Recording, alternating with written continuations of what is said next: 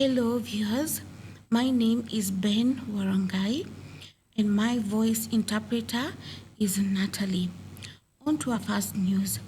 The late Johanna Ngeno Emurara Dikir, Member of Parliament, will be laid to rest on Friday at his home in Mogodono, Narok County.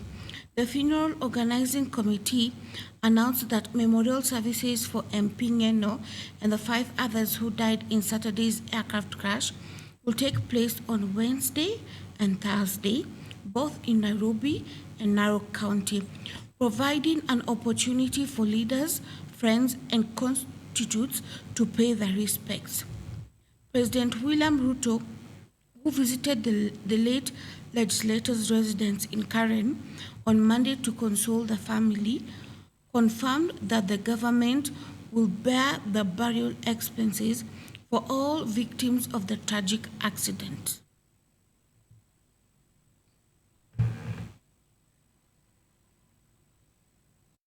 I know what Ngeno stood for, and I know how difficult it is for the residents and the people of Emurua Dikir. I know how difficult it is for the family, because Ngeno did an extraordinary job as a member of parliament, and housing was one of the most difficult assignments that I have undertaken as president. It has tested my resilience as a person. Today, housing is the most consequential undertaking of this administration. Johanna Ngeno will have a special place in housing.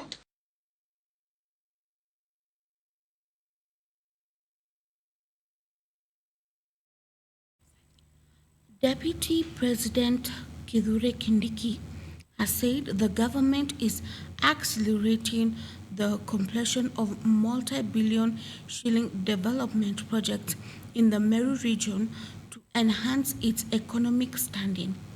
Professor Kindiki noted that the region remains firmly supportive of President William Ruto administration as it continues to implement large-scale projects and programs aimed at transforming livelihoods. He spoke on Monday after inspecting the ongoing upgrade of Meru Teaching and Referral Hospital to Level 6 status, as well as reviewing preparations for the upcoming Gakuromone Modern Market in Meru Town. The Deputy President assured residents that all the development initiatives underway in the region will be completed within the stipulated timelines. And we are going to work hard and implement the directive of His Excellency the President that this hospital be upgraded in terms of facilities, in terms of procedures, in terms of human resource, so that it can be elevated by the Kenya Medical and Dentist Practitioners Council to become the new level 6 in this region. We are targeting to have this completed by February next year. And we have had a discussion. We have had a discussion with the governor because this hospital is currently under the management of the county government of Meru. We have also had a discussion with the hospital leadership. The CEO is here, and the political leaders of this area, the MP and the other elected leaders from this area. So this is not one of those things that government says. This is the one thing that I'm sure in the next 1 year we will be here to have this hospital elevated. And as I told you, because I come from around this area, sasa wale wanajenga hawana bahati, because every 2 months mimi napitia hapa, either nikienda nyumbani ama nikitoka nyumbani, ama namna gani. Sijui kama hiyo ni bahati nzuri ama sijui ni nini, because ni baraka in a way, but also it will put pressure on those who are working on this facility to make sure that we meet all the deadlines. This is the first hospital block, which is going to cost around 500 million. We are going to have another block next year, another 500 million.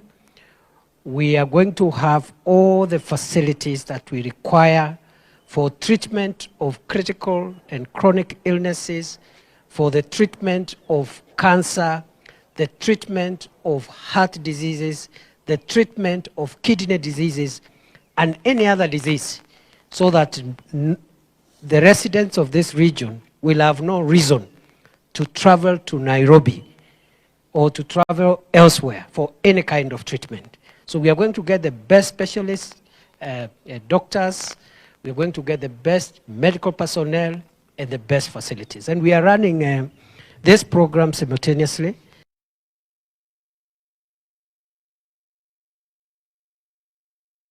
The government is accelerating the transition to digital procurement through the Electronic Government Procurement (EGP) system to improve transparency and close loopholes that enable corruption. However, has implementation progress questions arising about whether small businesses are adequately prepared to adapt to the new system, highlighting the need for support and capacity building to ensure inclusive participation in public procurement. You will compete without us seeing your face. What we will see is what you put in that will tell us you have the capability of doing that particular job that you have bid for. And we'll see ourselves being more competitive even in the region, even globally, when we're able to do things online and we're able to do things in a more seamless way. Supply content without a budget allocated to it. That is the cause of the pending bills. On the platform, we have been able to train over 2,000 of our members across the country. The target in phase 1 is 28 counties that we need to bring them, to train them across all the counties.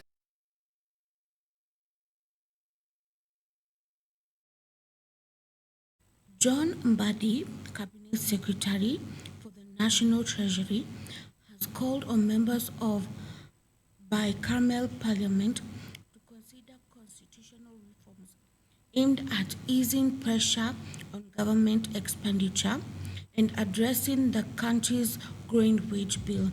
Appearing before the National Assembly Budget Committee, Mbadi warned that the economy may struggle to sustain the ongoing duplication of rules between national and county governments.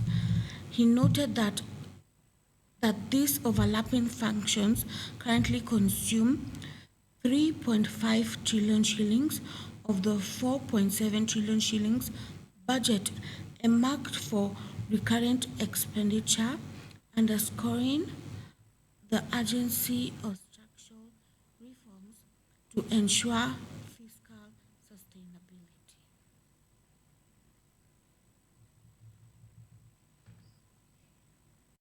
These fiscal outcomes in the financial year 26-27 budget, the government will continue to pursue a prudent fiscal consolidation anchored on sustainable domestic revenue mobilization through targeted tax policy and administrative reforms, rationalization of non-essential expenditure, strengthened expenditure control, and improved spending. I have been a proponent of devolution. And I dare say this, it's not working. I dare say this, it's not working. And you know it's not working. We're only afraid to say because of the politics of the day. The truth is that this constitution is too expensive. This economy will collapse under the weight of our mismanagement and governance challenges. So we need to be very, so to answer through Chairman Honorable Kainan, you are the people to start initiating some of these things. The budget is based on a high estimate, high projection for ordinary revenues, and yet the historical facts are that we have not been able to meet even lower targets in the past. So I wanted us to understand the wisdom behind that. Are we living a lie?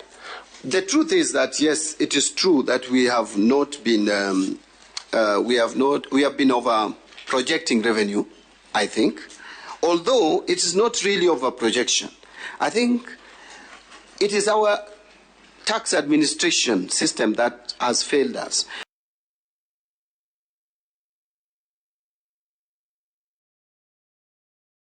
That is all for the 7 p.m. news.